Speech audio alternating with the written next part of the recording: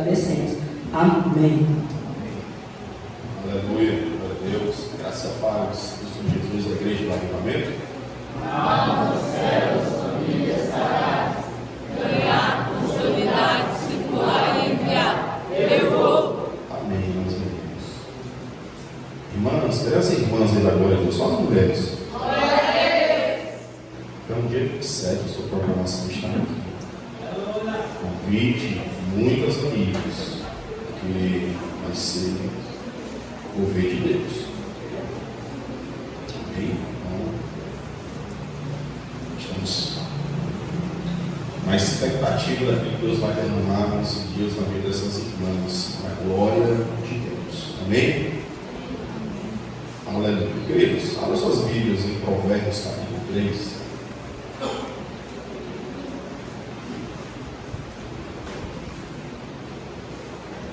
Provérbios 3. Ao longo de alguns cultos, nós estamos a refletir esse texto. Provérbios, capítulo 3, do verso 1 ao verso número 10. E nessa noite nós teremos a nossa quarta mensagem, um tema central, vida abundante, mas alguns pilares para que nós possamos ter uma vida abundante. Hoje estarei falando acerca da obediência. A obediência cura. Então, quando nós somos obedientes à palavra, obedientes ao nosso Senhor, aquilo que o Espírito Santo ele direciona você lá no seu lugar secreto, lá no seu quarto, no seu lugar de intimidade, na sua meditação, na sua reflexão, certamente o Senhor traz direção, orientação.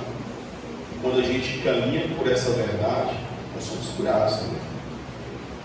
Então, é bem verdade, irmãos, que quando você vai no médico,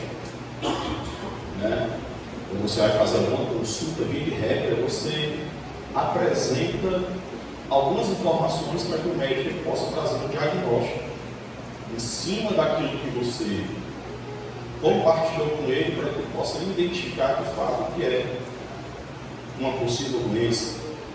Às vezes é feito alguns exames, mas se você chegar lá, e tiver uma pressão alterada, dor de cabeça, todo o corpo todo, você chega lá só com a dor na ponta do dedo, você está passando uma informação a qual o médico não vai ter condições de gerar um diagnóstico preciso para a sua vida. E o Espírito Santo, ele conhece, irmãos, todo o nosso ser. Tudo aquilo que eu e você necessitamos, tudo aquilo que nós precisamos. Então, em nome de Jesus, revela ao Espírito Santo, abra o seu coração, lance-se na presença e permita que Ele toque aonde você ser tocado, para que áreas da sua vida possam ser curadas. Amém, irmãos? Amém. Provérbios 7, 3, versos 7 e 8, diz assim: não sejas sábio aos seus próprios olhos, teme ao Senhor e aparta-te do mal, e isso será remédio para o teu umbigo e medula para os teus ossos. A obediência cura. E o interessante é que Salomão, nesse texto, irmãos, a qual nós temos meditado, ele tem liberado diversos conselhos para que nós possamos desfrutar de uma vida abençoada, uma vida abundante, como nós temos falado ao longo dos encontros. Essa vida abundante não é somente aquilo que a gente pode desfrutar, para aquilo que as nossas mãos podem construir, mas daquilo que nós podemos vivenciar na presença, a plenitude do seu Espírito. E quando nós temos a presença em nossas vidas e vivemos nela, e por ela, e para ela, quando nós vivemos primeiramente o reino, temos prioridade para o nosso coração, quando nós buscamos a sua justiça, né? Quando nós temos um propósito, as demais coisas são acrescentadas. Então isso é providência, é provisão de Deus. Então quando nós colocamos em evidência e a palavra ela direciona as nossas vidas, porque o texto ele vai dizer: filho meu, não te esqueça da minha lei, e em teu coração guarde os meus mandamentos. Então aqui está falando justamente de obedecer e se dedicar à palavra, se dedicar aos ensinamentos do Pai. Então se faz necessário a obediência dos filhos. Eu e você somos filhos, amém? Amém. Então quando nós somos obedientes, irmãos, nós desfrutamos daquilo que o céu tem para liberar nas nossas vidas. Então olhando aqui para o verso de número 7, né, onde diz: não seja sábios ao seu próprio entendimento.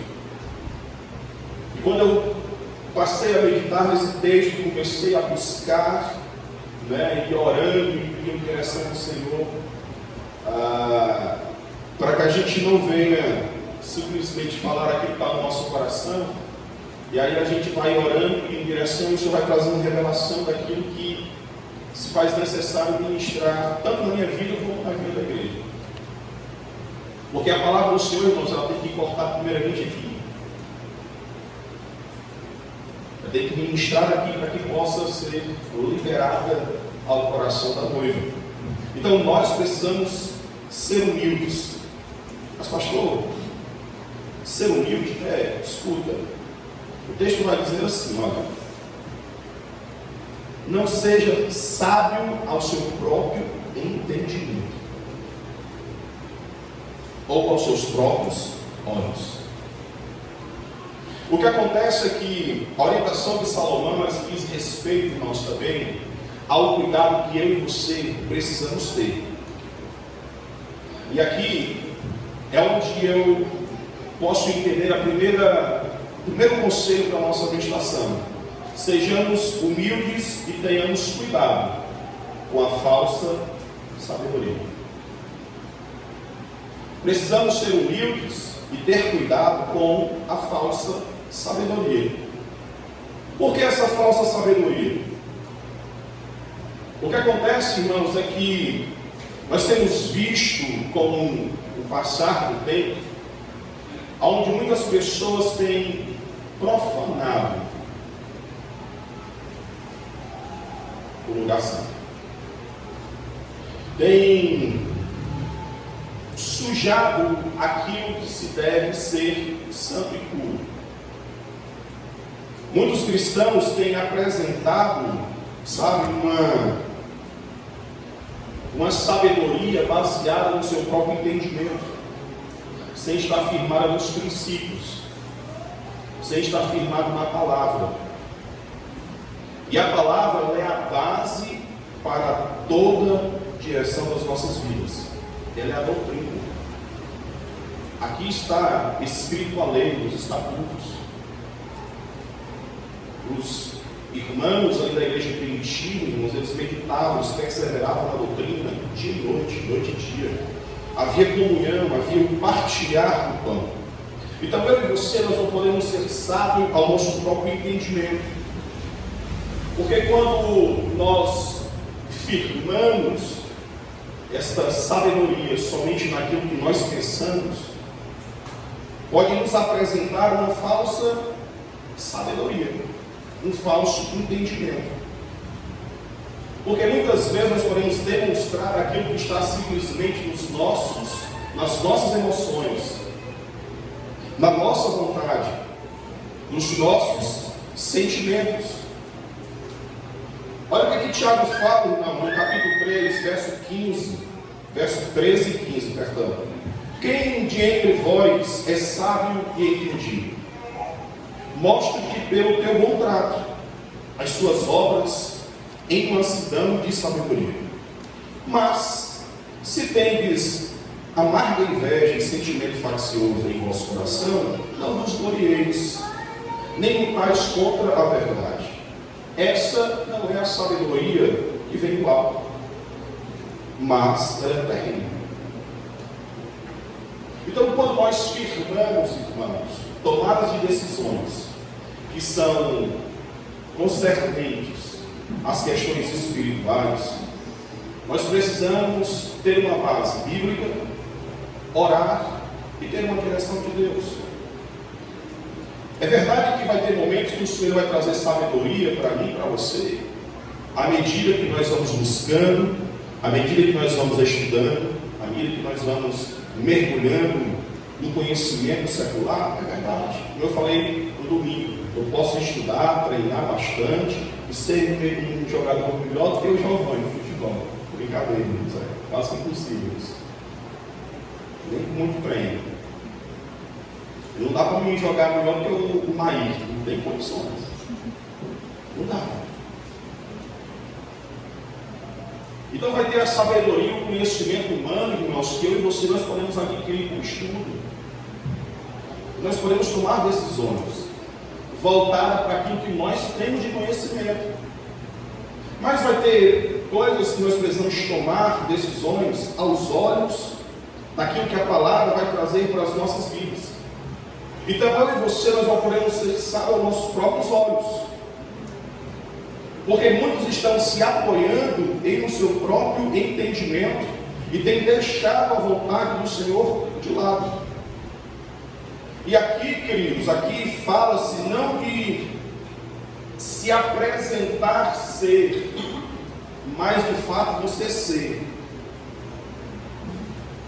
Porque quando ele fala assim, olha, não seja sábio aos teus próprios olhos. Muitas vezes as pessoas elas apresentam ser aquilo que elas não são. Elas demonstram ser uma pessoa do seu lado maravilhosa. Mas depois, quando você não está presente, não é isso que realmente transparece. Então o que acontece? Olhando para esse texto aqui, nós precisamos, irmãos, não simplesmente aparentar ser, mas nós precisamos ser. E essa sabedoria, a sabedoria, ela pode vir de maneira filosófica. Tem a sabedoria filosófica, tem a sabedoria teológica, o saber bíblico. A sabedoria filosófica envolve a cultura natural e tantas outras culturas, mundo afora que tem. Mas também existe uma sabedoria, irmãos, que é uma sabedoria celestial, na qual o Tiago fala. E essa sabedoria que eu e você devemos almejar, essa sabedoria que eu e você devemos buscar. E essa sabedoria, ela vem sendo derramada sobre as nossas vidas à medida que nós meditamos na palavra, à medida que nós buscamos essa palavra. Então eu e você, nós precisamos ser e não aparentar que somos. Ser. E aí eu me lembro no texto aqui em Marcos capítulo 11, verso 12 ao 14, quando Jesus ele sai de Betânia e ele teve fome. E aí ele se depara de longe, vem com a figueira que estava cheia de folhas. E aí Jesus ele vai se dirigindo àquela figueira. E chegando diante dela, ele vê que não tem fruto, só folhas. Ao caminhar de longe, aparentava ter frutos, mas não tinha, só folhas. E aqui o texto vai dizer que Jesus ele chega diante dela e não tinha frutos, só tinha folhas. Por quê? Porque não era o tempo de figos, não era o tempo de dar frutos. E Jesus falando nisso à figueira: nunca mais coma alguém algum fruto daqui.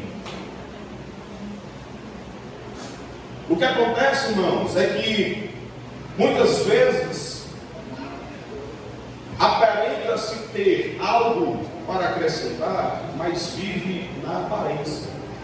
E o que precisa ter é vida no altar. E é isso que eu e você precisamos olhar para esse texto e diante de todos os conselhos que Salomão traz para que nós possamos ter uma vida dedicada à palavra, uma vida com temor, sabe, viver uma vida conhecendo o caminho da verdade, mas nós também precisamos entender que eu e você, nós não podemos viver baseado somente naquilo que os nossos olhos nos apresentam, ou o entendimento dos nossos próprios saberes. Eu e você precisamos saber o que a Escritura fala a seu respeito. E não somente saber, mas viver isso. A sabedoria, meu amado irmão, ela sempre anda de mãos dadas com a humildade. Sempre vai andar. Por isso que eu digo que a gente precisa ser humilde. Sejamos humildes. Porque a sabedoria ela vai caminhar lado a lado e afunilando com a humildade. Então eu e você precisamos ser sempre humildes. E aí, quando nós não somos humildes, nós abrimos o espaço para a vaidade. Nós abrimos espaço para aquilo que nós queremos ser diante das pessoas, diante dos homens. Muitas vezes nós queremos um reconhecer de quem nós somos.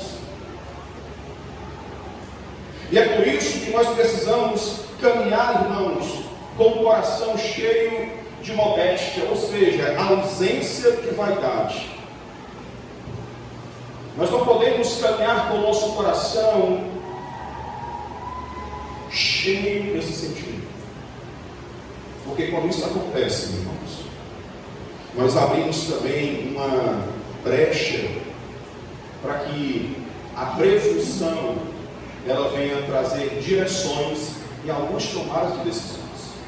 Mas, pastor, o que é presunção? É o ato de tirar uma conclusão baseada em indícios, baseada em fatos ou em uma aparência. Mas o que é uma pessoa presunçosa? É aquela pessoa vaidosa, que se julga melhor do que as demais e se acha o bambambam da situação, aquele que tem maior inteligência, que não precisa mais aprender e que não quer se sentar para ouvir. Certa feita, uma determinada pessoa, um determinado cristão, não aqui, bem longe daqui, em uma reunião cristã, eu não preciso mais sentar para ouvir o que determinado pastor tem para falar, porque eu já sei tudo. Já sabia de tudo. E não queria sentar para ouvir, para ser tratado, para ser curado. O sujeito altamente vaidoso, presunçoso. Por quê? Porque estava firmado no seu próprio entendimento, no seu conhecimento, no seu saber cultural, no seu saber teológico, filosófico, mas no saber da sabedoria celestial, estava caminhando a largos passos. Então eu e você, irmãos, nós precisamos caminhar nesta via de humildade, de dependência, de depender. A humildade é uma qualidade, querido, que ela age com simplicidade. E uma das características dessas pessoas que são humildes, quem são humildes em dar glória a Deus? A característica dessas pessoas humildes, irmãos, é de reconhecer as suas responsabilidades. Aquele que caminha numa falsa sabedoria, firmado com base no seu próprio entendimento, via de regra, ele não reconhece que precisa de mudança. Por quê? Porque no seu saber, ele já sabe tudo. E não necessita aprender. Mas aquele que tem um coração humilde, aquele que está com o coração aberto para caminhar por esta via de humildade, ele sempre vai estar disposto a aprender.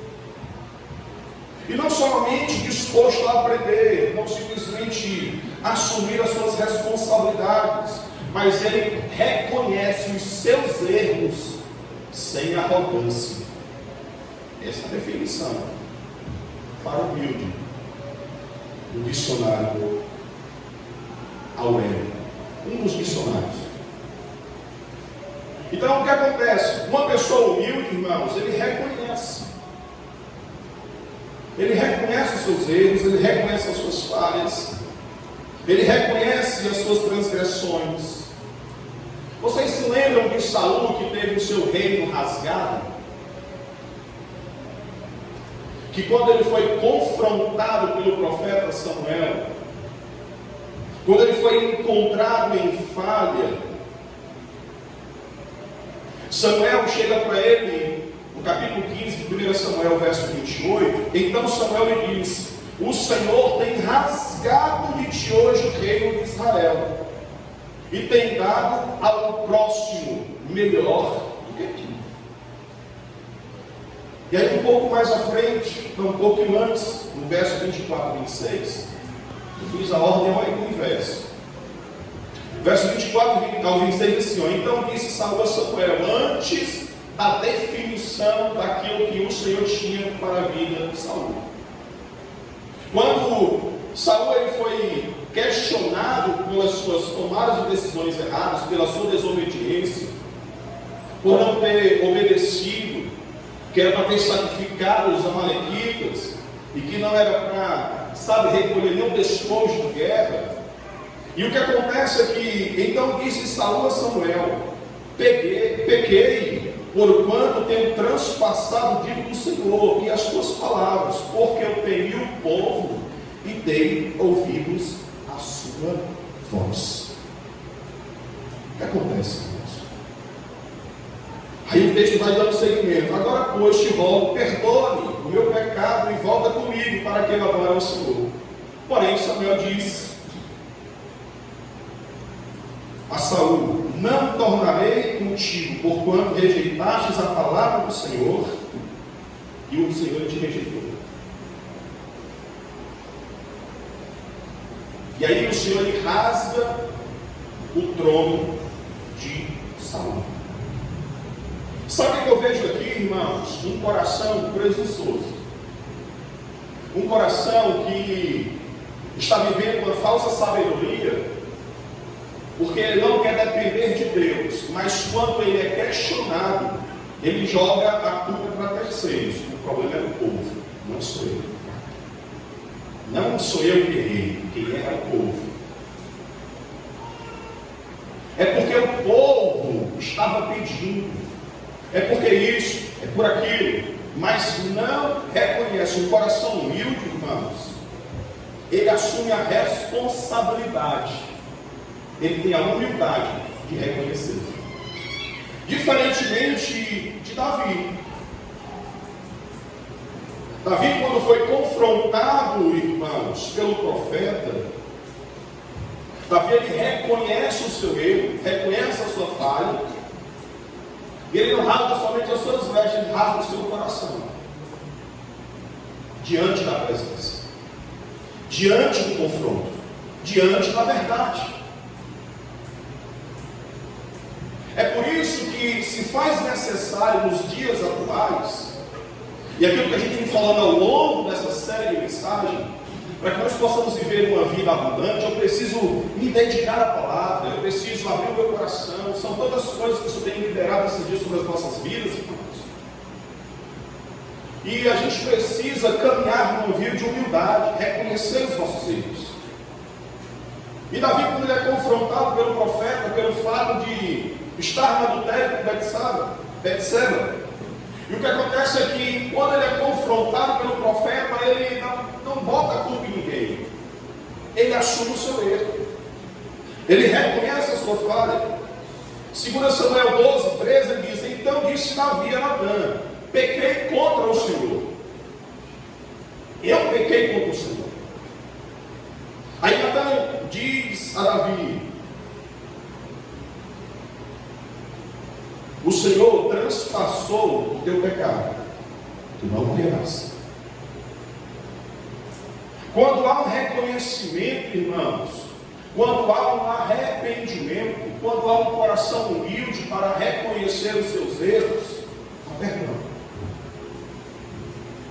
A questão é que, muitas vezes, muitos querem caminhar pelo seu próprio entendimento e não buscam o amadurecimento para viverem verdadeiramente um arrependimento. Observa comigo que Davi, ele preferiu, irmãos, a presença do que o trono. Davi, ele preferiu estar na presença do que ter o trono. O interessante é que no Salmo 51,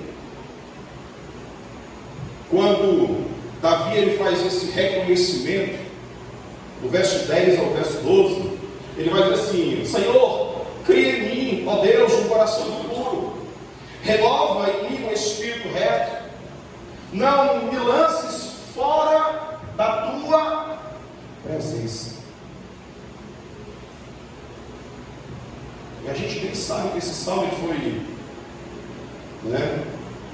escrito quando justamente Davi é confrontado em cima desse contexto de pecado. Ele escreve, expressando tudo aquilo que Deus estava gerando no seu coração. E ele diz: olha, não retires de mim o teu espírito, torna-me a dar a alegria da salvação. Davi, irmãos, ele preferiu perder o reino, mas ele não queria perder a presença. Saul não. Ele preferiu que o reino viesse a ser rasgado, ao invés de ele reconhecer o seu pecado. É por isso que nós precisamos caminhar em uma via de humildade. O sábio conselho: não apoie a sua sabedoria no seu próprio saber, mas busque a sabedoria que é do alto, para que eu e você possamos ser aquilo que o Senhor quer que nós vamos ser na presença dele. Segundo conselho, irmãos, verso 7 ainda, diz assim: não sejais sábios aos próprios olhos, mas teme ao Senhor. O segundo conselho para a minha meditação e para a sua meditação, para que nós possamos desfrutar dessa vida abundante, e nessa vida abundante a gente caminhar pela obediência para termos cura, eu e você, nós precisamos ser tementes ao Senhor. Tementes ao Senhor, e Ele dará direção em sua vida. Quando eu e você, nós somos tementes ao Senhor, nós temos direção para as nossas vidas.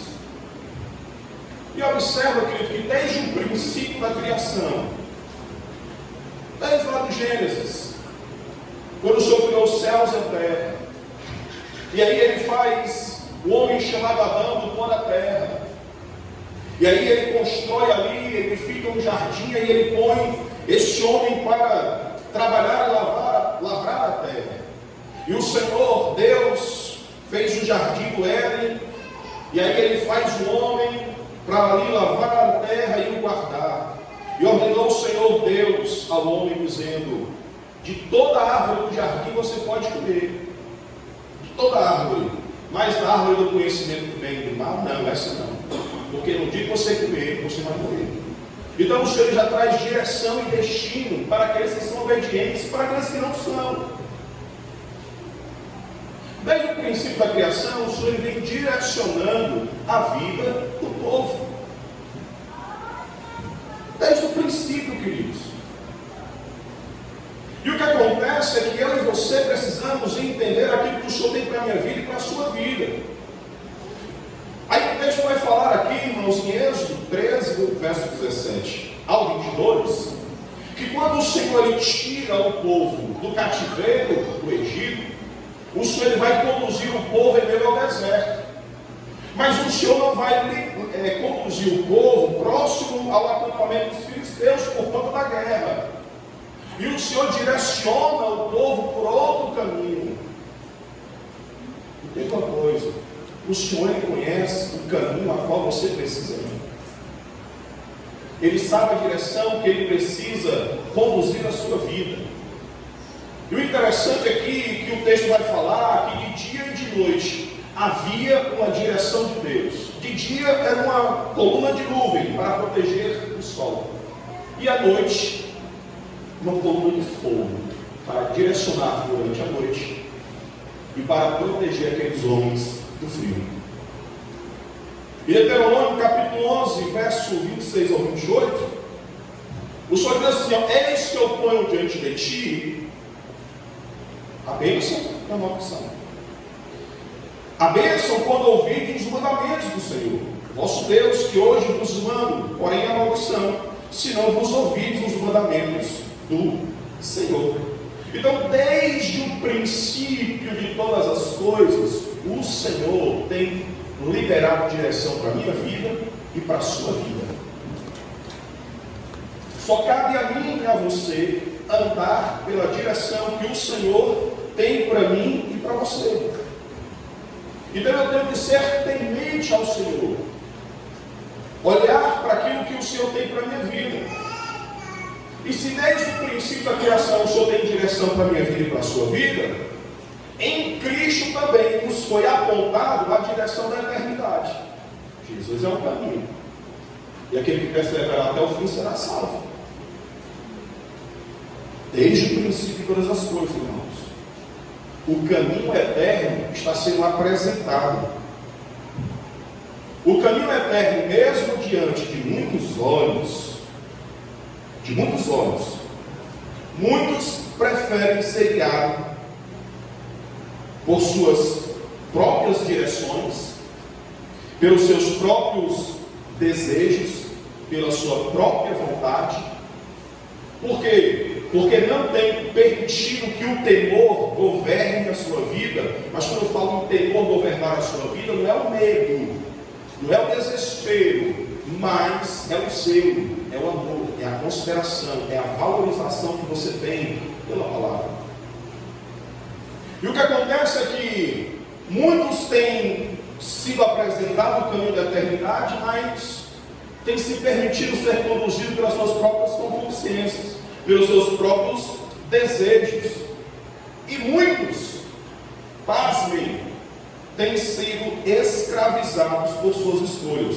Por quê? Porque as suas escolhas, via de regra, agradam aos seus olhos. Vocês se lembram, irmãos, de Sansão? Sansão, ele perdeu a visão. Juízes, capítulo 14, verso 3. Sansão, ele tinha a intenção de se casar.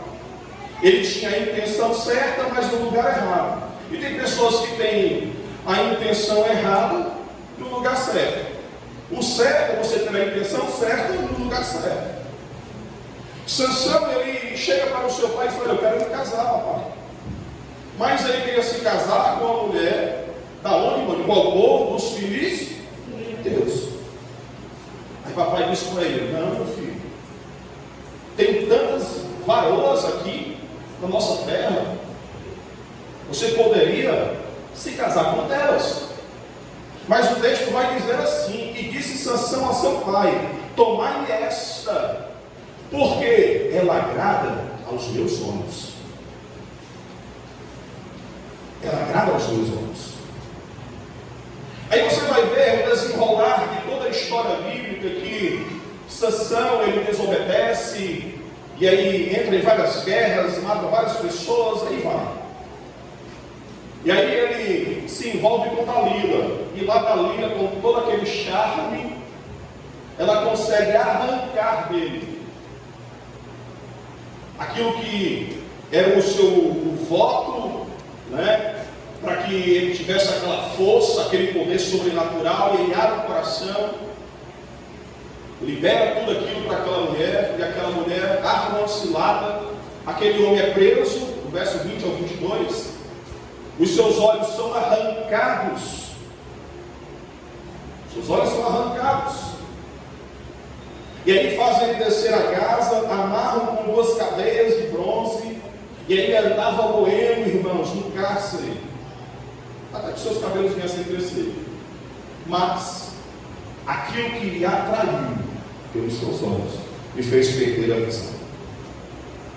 Aquilo que, segundo Pedro fala, irmãos, daquilo que nós somos vencidos, nós nos tornamos escravos. E aquilo que muitas vezes agrada os nossos olhos é aquilo que pode nos fazer perder a visão. Toma cuidado, cristão. Amém? Amém, cristão? Amém. Dá um amém bem forte aí. Amém. Oh, glória. Um conselho, queridos. Seja temente ao Senhor. Seja temente. O seu temor, o meu temor, irmãos,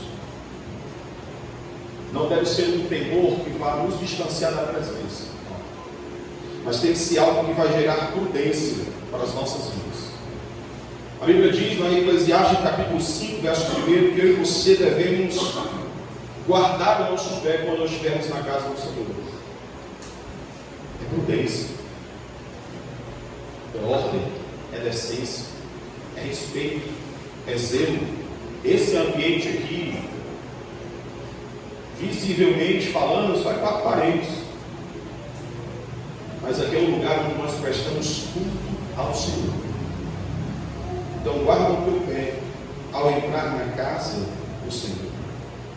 Mas a grande questão, irmãos, é que muitas pessoas têm perdido o temor, têm perdido o respeito para as coisas celestiais, têm perdido o respeito para Deus. Vocês se lembram daquela história dos filhos de Arão, irmãos? Levítico capítulo 10, verso 1 ao 2. Aonde esses 2 homens, Nadab e Abiú, eles tomaram cada um o seu incensário. O seu incensário. E puseram neles fogo. E puseram neles o incenso sobre ele. E trouxeram fogo estranho perante a face do Senhor. Eles apresentaram um fogo estranho. Eles apresentaram uma adoração estranha. E o que nos afasta da presença, irmãos, o que pode levar à morte, é justamente você não entender que você precisa ser humilde e reconhecer que precisa de mudança. Porque muitas vezes você está firmado no seu próprio entendimento, e aí caminha em uma via totalmente distante da presença, da comunhão, da intimidade, e aí o temor, ele já não mexe contigo, já quer cultuar a Deus de qualquer forma, de qualquer maneira, até um culto online dá certo, até uma mensagem nas redes sociais dá certo, já foi a mensagem do mês. Não precisa congregar, não precisa cultuar. Engano. Eu e você, nós precisamos, irmãos, estar na casa, na presença, para buscar o Senhor. Porque o temor ao Senhor, ele conserva a minha vida e conserva a sua vida, irmãos. Conserva gerações. Conserva gerações. Então eu e você precisamos buscar isso. Deuteronômio capítulo 5, verso 29. Quem dera eles tivessem tal coração que me temessem e guardassem todos os meus mandamentos todos os dias, para que bem fosse a eles e aos seus filhos para sempre, para que esse bem fosse para eles e para os seus filhos para sempre. Deuteronômio capítulo 8, verso 6 diz: e guarda os meus mandamentos, os mandamentos do Senhor teu Deus, para o temeres e andares nos meus caminhos. O temor, irmãos, ele vai trazer para mim e para você o equilíbrio. O temor, ele vai trazer para mim e para você aquele sentimento de zelo, de cuidado. Porque você entende que hoje você é templo do Espírito Santo. E se você tem esse entendimento, você vai zelar e cuidar andar pela palavra na sua vida. Então eu e você, nós precisamos, amados irmãos, permanecer firmes e fiéis à palavra. E a direção para aqueles que zelam, irmãos, pela presença, porque aquele que tem temor, aquele que ama ao Senhor, aquele que preza pela presença, ele não se envolve em qualquer tipo de assunto. Ele não se alimenta de qualquer comida que a mídia nos apresenta. Pelo contrário, ele seleciona. E a Bíblia fala, irmãos, lá em 1 Pedro, capítulo 1, verso 15 ao 16, mas como é santo aquele que vos chamou, sede vós também santos. Mais ou menos na vida que vocês vivem. É assim que o texto fala? Sejais vós santos em todo o quê? Vossa maneira de viver. Em toda a sua conduta. Olha só, veio. Seja santo em toda a sua conduta. A minha versão, Almeida, revista corrigida, diz que você devemos ser santo em toda a nossa maneira de viver. Porque escrito está, santo. Sede santos, porque eu, o Senhor, sou santo. Então, para que eu e você possamos nos relacionar com o Deus santo, com Deus verdadeiro, com Deus puro, eu preciso ser santo, porque Ele é santo. Então, caminhe, seja temente ao Senhor. Seja temente ao Senhor, porque Ele vai trazer direção para a minha vida e para a sua vida. Verso 7 ainda, para que nós possamos pegar aqui. O terceiro conselho que diz assim: não sejais sábio aos teus próprios olhos, tenha o Senhor e aparta-te do que, irmãos? Do mal. Eu e você precisamos nos apartar, distanciar, se isolar do caminho mau. Nós precisamos, irmãos, se afastar daquilo que é mal, à luz das Escrituras. E o que acontece é que a melhor direção para se afastar do caminho mal, querido, é permanecer no caminho de Cristo, o caminho da verdade, o caminho da palavra. É buscar ser parecido com Jesus. Filipenses 2,5 diz: de sorte que haja em vós o mesmo sentimento que houve também em Cristo, que sendo em forma de Deus, não teve por ocupação ser igual a Deus, mas aniquilou-se a si mesmo, tomando a forma de servo. Então eu e você, irmãos, precisamos ter o mesmo sentimento, ser semelhante a Cristo. Se Cristo se esvaziou de si mesmo, por que eu e você não podemos nos esvaziar de nós mesmos?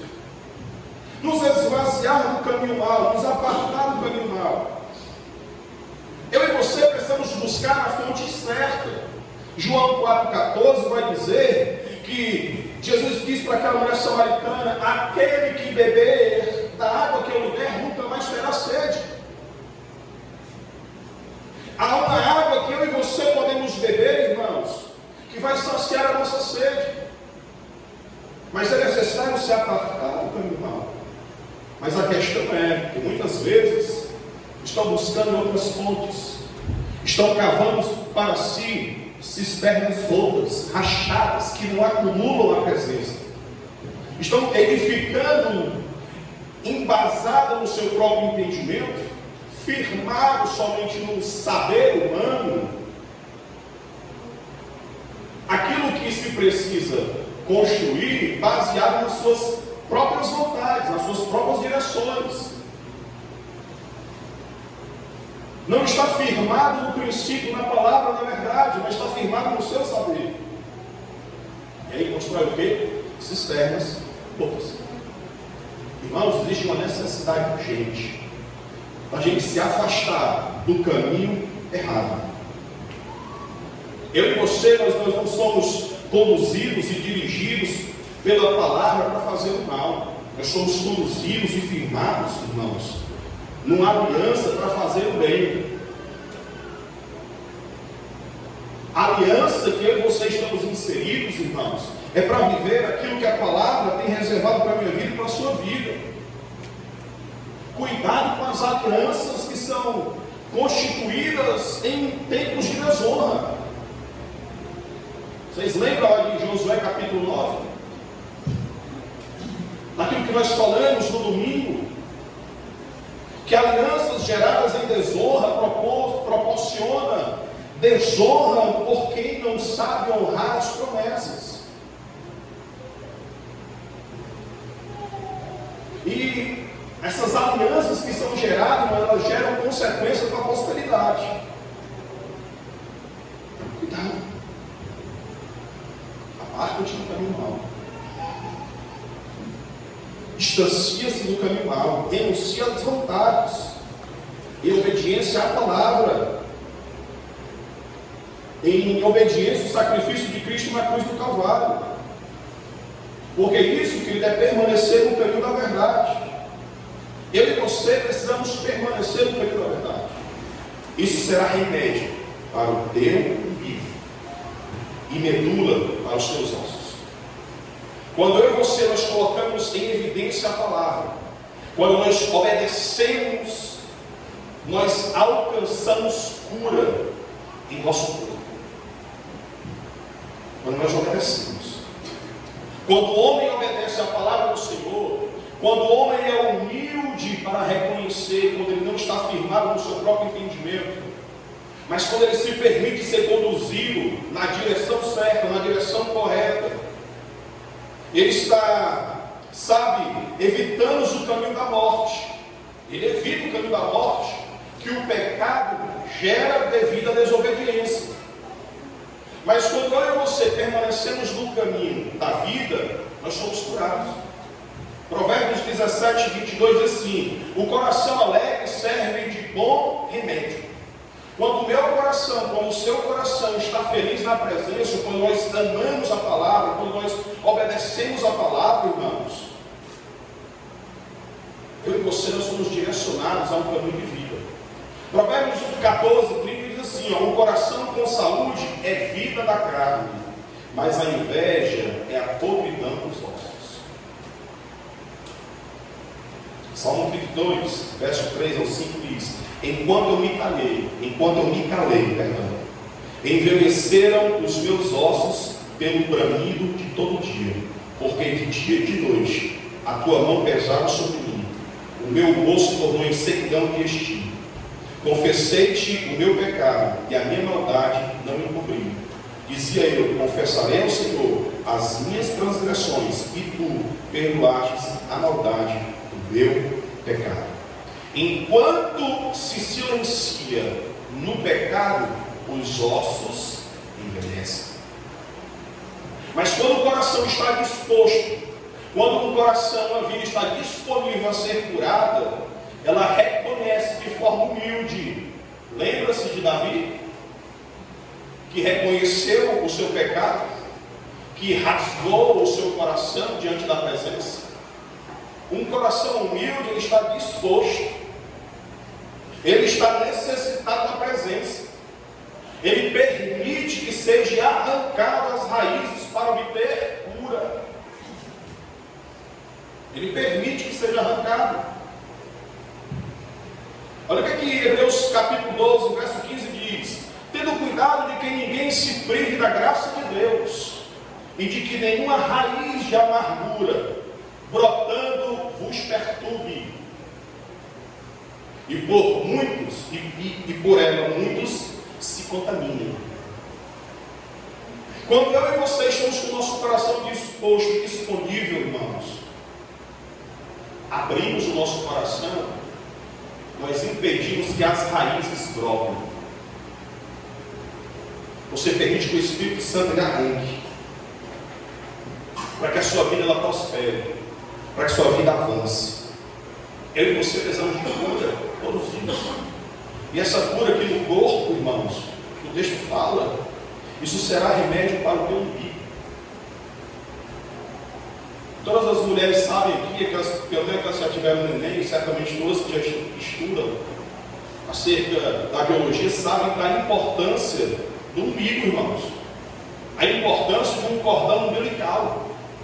É através do cordão umbilical que passam os nutrientes para o bebê que está sendo gerado. É através do cordão umbilical que passa o oxigênio. É através do cordão umbilical que também é retirado pelo organismo da mãe aquilo que não é necessário para a criança. Então é através do cordão umbilical que é liberado vida. E esse cordão ele é essencial para que todo bebê ele cresça, para que todo bebê ele desenvolva saudável. É necessário. Mas o que acontece, irmãos, é que eu e você, nós somos uma plantinha enxertada na videira, amém? Amém. Então existe uma conexão, aonde eu e você, nós somos alimentados pela videira verdadeira. Então enquanto eu e você estamos enxertados na videira, nós estamos nos alimentando da palavra verdadeira, da presença, estamos sendo cheios do Espírito, enquanto nós estamos enxertados na videira. Mas quando você se distancia e permite caminhar pela vereda do caminho mau, você deixa de desfrutar do nutriente que o céu tem liberado para a sua vida. Você deixa de desfrutar do oxigênio que vem do céu para a sua vida.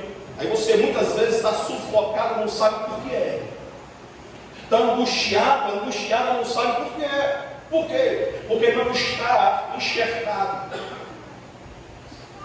É como se tivesse sido cortado o cordão umbilical antes do tempo. Existe tempo para todas as coisas debaixo do céu. O que acontece, irmãos? Muitas pessoas estão doentes no corpo por carregarem feridas que foram geradas, que foram transferidas, ou que foram enraizadas quando ainda estavam sendo geradas. Eu estou falando que você estava no ventre da sua mãe, não. Enquanto está sendo gerado em Cristo. Enquanto você vai amadurecendo na caminhada. Enquanto você vai caminhando, é uma palavra que é liberada. É uma afronta que é liberada. É uma acusação indevida que é liberada. Muitas pessoas estão presas a esses sentimentos doentios, essas raízes, que muitas vezes aprisionam e sufocam e as pessoas não conseguem romper. Mas entenda uma coisa: a obediência à palavra, ela remete para o teu corpo, para o teu corpo, para a tua vida. Aleluia, irmãos. Provérbios 17, 22, o coração alegre serve de bom remédio. 1 João 1, 9 diz: se confessarmos os nossos pecados, ele é fiel e justo para nos perdoar. Tiago 5,16: confessar as vossas culpas uns aos outros e orar uns pelos outros, para que sejam curados. Então, quando há uma necessidade, querido, quando o coração está bem disposto, ele se permite ser curado. Ele se permite que as raízes sejam arrancadas, e o seu corpo seja transformado. E aí o texto aqui ainda continua assim, olha, que lindo. Isto será remédio para o teu umbigo e medula para os teus ossos. Além do meu corpo, as minhas emoções. As medulas, irmãos, para o teu osso. Você sabe a função da medula? A medula, ela produz componentes do sangue. E alguns cientistas vão dizer que a medula, ela é considerada a casa do sangue. Porque ela produz vida. E ela fortalece de forma também interna os ossos. Eu e você precisamos ser fortalecidos de forma interna. E muitas vezes as questões externas têm abalado o interno de muitas pessoas e que não conseguem caminhar em equilíbrio na presença, porque dá mais atenção e mais ouvido que está sendo liberado lá fora do que o Espírito está liberando você de maneira interna. E a medula, irmãos, ela gera vida. Tem pessoas que necessitam de doação de medula óssea para serem curados da leucemia. Sabe que a Bíblia fala, queridos, que o pecado ele envelhece os olhos. Os olhos não, perdão, os ossos. O pecado envelhece os ossos. Agora a pergunta: como é que Salomão sabia da medula? Me responde aí. É uma pergunta que eu vou fazer quando chegar lá no céu. Mano, Salomão, me diga aqui, querido. Como é que você sabia que a medula, ela, olha só, isto será remédio para o teu corpo, para o teu umbigo, e medula para os teus ossos. Poderia saber que tinha sangue, né? Mas medula óssea. Aquilo que é gerado lá, que traz cura em outras vidas. Então o Espírito Santo, irmãos, ele trabalha na minha vida e na sua vida também de maneira interna. E vidas hoje têm sido afetadas, queridos, na sua estrutura interna, por palavras, por ações, por atitudes. As suas estruturas estão sendo machucadas. Há uma desestruturação familiar devido às traições, devido aos adultérios. Isso tem adoecido, isso tem enfraquecido muitas vidas. E muitas estão morrendo por conta da amargura no coração, simplesmente por falta de perdão. Quer ser curado? Libere perdão. Quer ser restaurado? Libere perdão.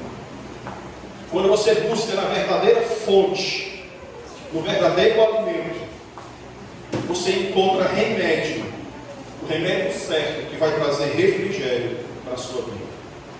Salmo 19, verso 7 diz: a lei do Senhor, ela é perfeita, refrigera a sua alma. À medida que você medita na palavra, à medida qual você permite que a palavra ela mude o seu coração, à medida que você se permite caminhar numa via de humildade, à medida que você é temente ao Senhor, à medida que você se aparta do mal, que você coloca a palavra como primazia na sua vida, ela vai trazer cura. Porque quando você coloca a palavra, você não vai mais caminhar pelo caminho mau, você vai caminhar pela verdade. E é por isso que eu e você precisamos obedecer a palavra, obedecer a verdade, o direcionamento verdadeiro. Amar a presença é amar a presença, é amar ao Senhor, querido, mais do que qualquer coisa na sua vida. É você saber que vai ter um culto e você está contando as horas, está com desejo de chegar na casa do Senhor. Eu lembro uma vez, irmãos, para finalizar, então, o senhor está com. Gostei de fazer uma oração para encerrar. Quando você ama a presença, você não mete esforços para estar na casa do Senhor. Em 2004, eu sofri um acidente de bicicleta na Bezerra de Menezes. Quem já andou em Fortaleza sabe como é que é a Bezerra de Menezes. De frente ao Norte Shopping. Eu bati de frente do carro, aquele de bicicleta. A metade da minha perna ficou no vidro, para-brisa. Uma cicatriz aqui enorme na cirurgia que foi feita.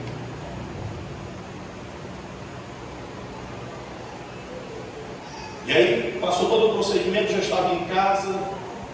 Isso foi no meio da semana, quando foi no domingo, eu estava me coçando todo o tempo. Com a perna enfaixada, a perna engessada. Aí eu vou para o culto. E a gente vai, não, você vai ficar em casa para ser esperado. Vou para o culto, vai ficar em casa. Ela foi para o culto. Na época a gente morava próximo à igreja. Irmãos, eu fui pulando. Só com a perna. Andei 4 quarteirões. Vai para o culto. Sabe o que é isso, irmãos? Fome da presença. Desejo de estar na presença. Desejo de adorar o Senhor. gratidão no coração por tudo aquilo que Ele realizou na cruz do Calvário pela minha vida. Eu não fui para agradar a homens, eu fui para agradecer ao meu Deus. Agradecer pelo benefício da vida, pela oportunidade de estar vivo para poder adorar, para continuar adorando. A verdadeira cura, querido, ela acontece quando eu e você estamos dispostos a obedecer a sua palavra. Quando nós deixamos de caminhar pelo pecado e passamos a caminhar pela palavra. Quando há o desejo do coração de viver a verdade, apesar das dores do passado, apesar dos medos do passado, apesar das vergonhas do passado, apesar das traições, apesar do abandono, das humilhações, apesar de tudo isso, o perdão, ele gera a verdadeira cura. É por isso que eu e você precisamos buscar o entendimento da palavra para desfrutar do melhor de Deus. Aí o que acontece? Fique de pé nessa noite. Diante das dores que você possa ter carregado no passado, é uma escolha sua. Viver na dor ou usar a dor para curar outras pessoas. Diante de todos os traumas do passado, de tudo, é uma escolha sua. Viver na dor, remoendo a dor, relembrando a dor, aprisionado na dor,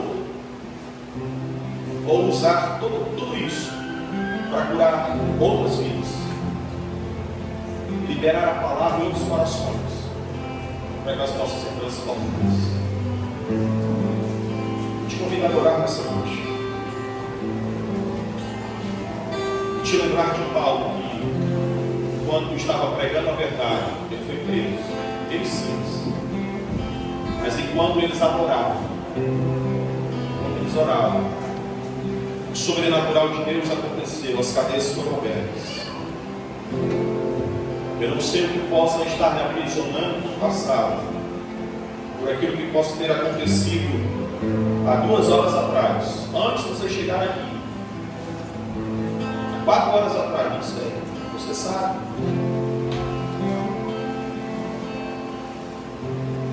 Mas a obediência ela traz cura quando eu e você caminhamos na via da vontade, dizendo: Senhor, traz cura na minha vida.